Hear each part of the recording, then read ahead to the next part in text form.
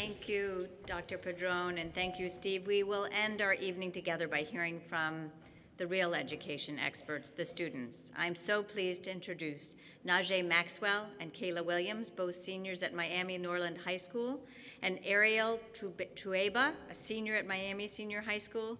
The Atlantic's Gillian White is back to ask the questions.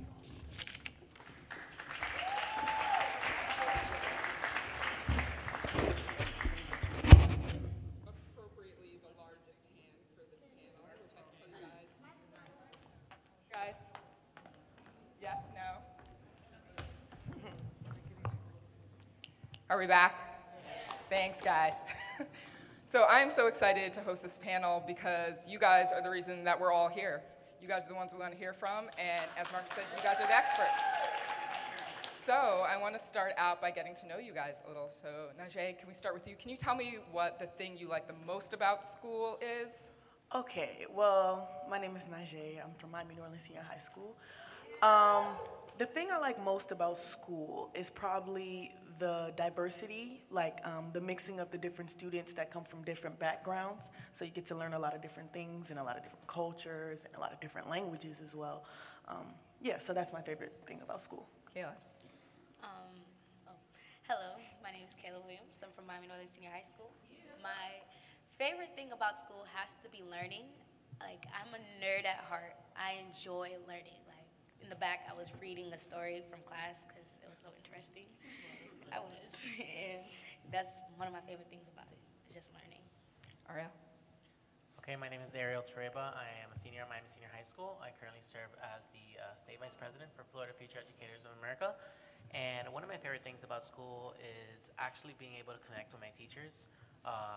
You know, teaching is a work of art, and trust me when I say it, I just enjoy having that connection and being able to speak to my teacher or even my counselor about what's going on at home, or you know what's going to be coming in the future, and having a mentor, someone to be there for me. So one of the things we've been talking about all night is how to make you all feel safe at school, and if you feel safe at school, I'm wondering, do you guys feel safe when you go to school? That's a good question. In a sense, not always, because honestly, in the environment that our school is in, it's not really that safe. But also being around the other students in the school, you never know what's gonna happen. You never know. You always have to expect the unexpected everywhere you go. That's the mentality that you learn when you grow up in a place like Miami Gardens, quote unquote, murder gardens or something like that. But you find safety with being comfortable, but sometimes you're not even comfortable at school. But you just have to pick somewhere to where you feel safe. Kayla, do you agree with that?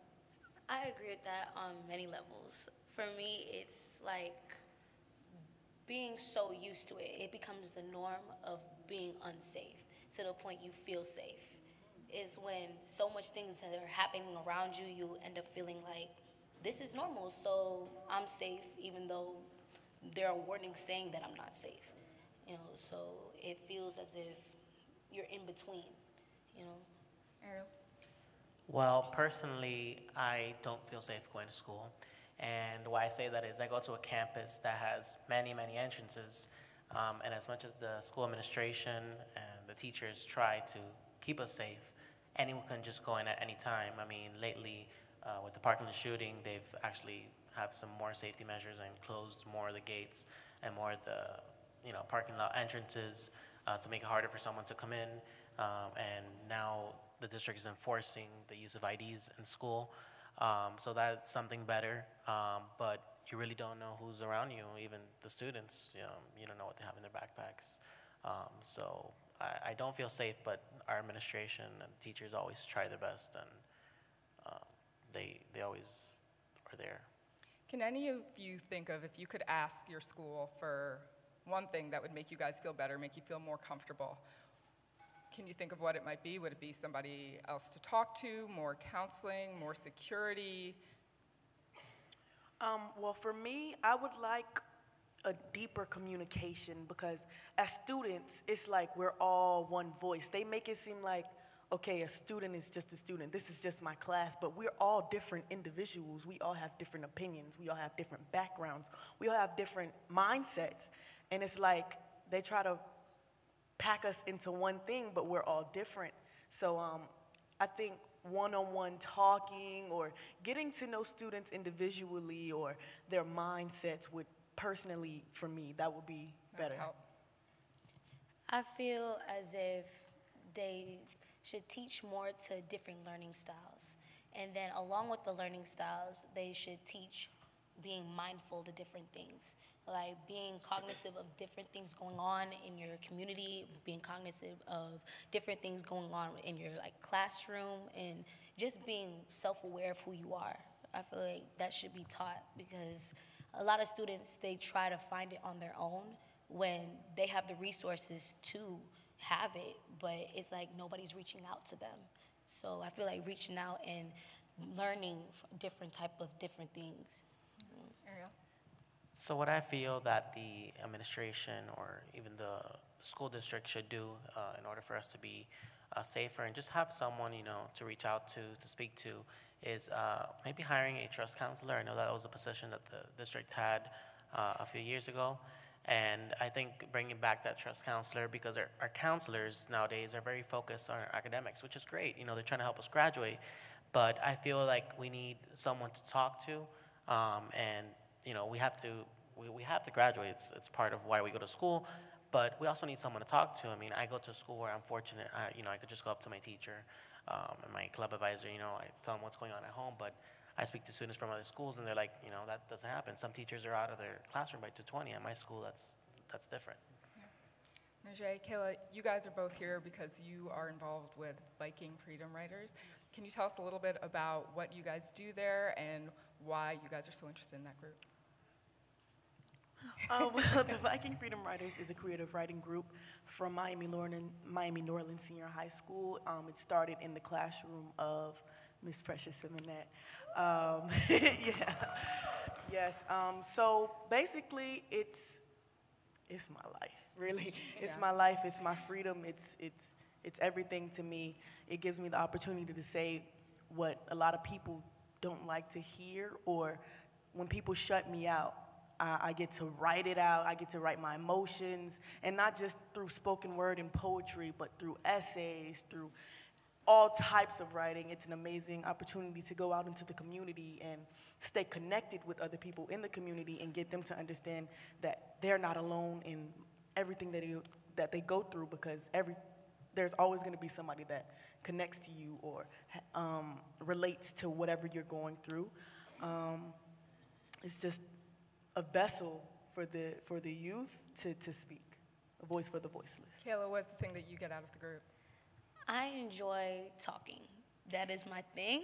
I love to talk, and I feel like it's an outlet for me to talk and everybody's listening, and it's just like a fresh breath of air. And also along with it, I get experience, which helps me socially, because one of the things that we did last year is we went to Lotus House, and we got to talk to a lot of people that were involved in domestic violence, and it touched my heart in a different way, because when you see it from a different point of view, when you see it up close, because we hear about it in the classroom, but when we go out and we actually see what's going on, it makes you sit back and really think, this is going on, and I need to do something about it. So it makes me proactive. I get antsy. I'm like, we need to do something like right now. Like, this needs to happen. So being a part of this group, it helps me be proactive with things. It helps me talk and people listen. It helps me become a whole nother person and grow mentally, emotionally, and physically. And academically. Oh, yeah. Ariel, can you think of anything that you've had during high school that feels like that to you, that was a vessel maybe for you to be able to feel comfortable at school or communicate with your community, kind of what they were talking about? So I think that is my teachers. Personally, I come from a background where I've been homeless, and when I, was through that stage, my teachers were always there to help me, and primarily two teachers, Ms. Barrios and Dr. Hook. They're always there, to see, what's going on, what can we help you with. Just teachers are, they're just the light. light of, when you go to school and they're always there. That is something I could think of during my high school career. So we spent a lot of time tonight talking about Parkland and what happened there recently. I'm wondering, and you guys have all talked about some of the day-to-day hardships that you go through, some of the things that are on your mind in the community and stuff like that. I'm wondering, how does something like Parkland resonate with you? How does it make you feel? Is it something that you guys are concerned about, or do you guys have so much else on your plate? It definitely is something I'm concerned about because like I said in the beginning, we never know if we're safe or not. We never know who's an active shooter or who has a gun in their book bag or what's going on in our school. You never know what a person may be planning to do in the school that day, or what they have on them, or what they possess, or what type of anger they have within them. You never know. Like, honestly, I never know when I'm safe, but like I said, you have to find that safety. It could have been our school too, like, and that's the scariest part about it, because it wasn't like, wow, that was just that school, because honestly, like I just said, it could have been our school too. Like, I'm just thankful that it wasn't our school that day, and I feel so terrible. I just feel awful about it. It's just, yeah. Kayla? I feel like when it comes to subjects like this, that it took place so close to home, it's like it resonates in a different part of you, where you have to sit down and you think, wow, like, you see everything going on, but when it's so close to you, you're like, what can we do about this? Because a lot of people are talking about doing this and doing that, but when it comes down to what's actually happening, what are you really doing? But talking. I feel like so many things need to be taking place in the school system when it comes to mental health. And as for me, I feel like a person who went through different things mentally, because I know I get labeled with a lot of things, and I go through the doctor and do things like that, and they talk to me about different things, and when it comes to the teachers, I don't feel like they know how to react. I don't feel like the community knows how to address certain things like this. So I feel like when it comes to the education system, it should be mostly addressed with care, and I feel like it should be addressed swiftly, because I feel like nothing's being done, but a lot of people are talking about things being done. Ariel? I mean, of course it resonated with me. Like you said, I'm thankful it didn't happen at my school, but if it did, it just would have been a horrific impact. And although I do have too much on my plate, it never stops. I'm also part of the Miami-Dade Youth Commission, and currently we are in the midst of writing a letter to the Miami-Dade County School Board and to address gun violence, to address school safety, because we have a lot of concerns, and that's what we're here for. So right after this panel, we are going to have an amazing performance that's going to be kicked off by Najee. But first, can everyone join me in giving a big hand to these wonderful students? Thank you.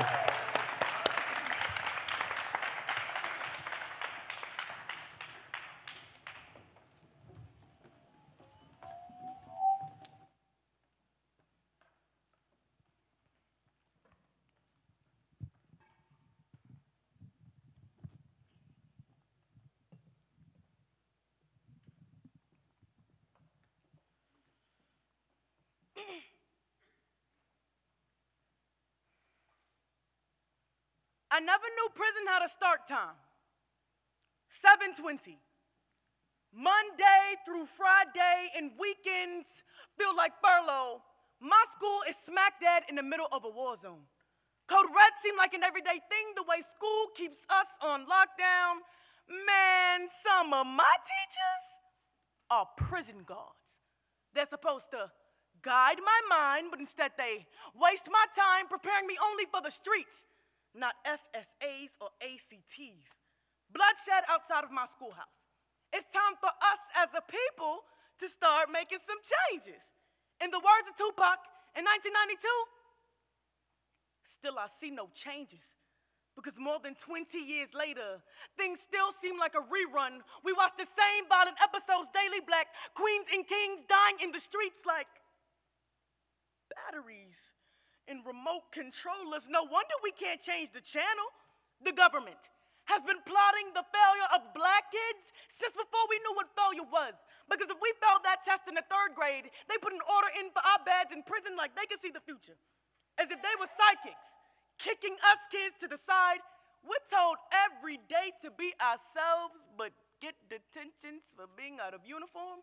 I'm nothing like everyone else. I refuse to look the same. Khaki and white doesn't express me, so a CSI is like, jail, just go ahead and arrest me. See, I've been pulled out of classes, posted on walls and patted down by police officers in the halls of my very own school, trying to figure out why I'm being treated like a criminal, but then it hit me. Of course they're gonna treat you like a criminal inside of a prison. They're setting black kids up for failure, running away from it, but they don't get too far. Like they have asthma without their inhalers to try to keep this sewed up tight, just like Taylor's. Cops shooting and killing us, talking about they thought their gun was a taser. Backpacks with bullet holes in them, can't write with number 2 pencils because kids would rather have 2 pistols.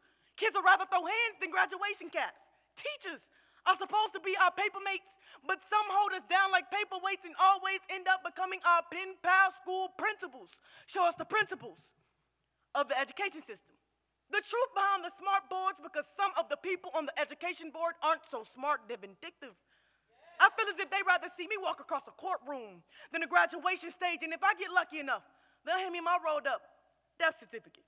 They say education is key, but it seems as if it only unlocks caskets. They say black kids will only be successful if they rap the beats or shoot balls in baskets, but then again, that's just the way it is. But some things just have to change.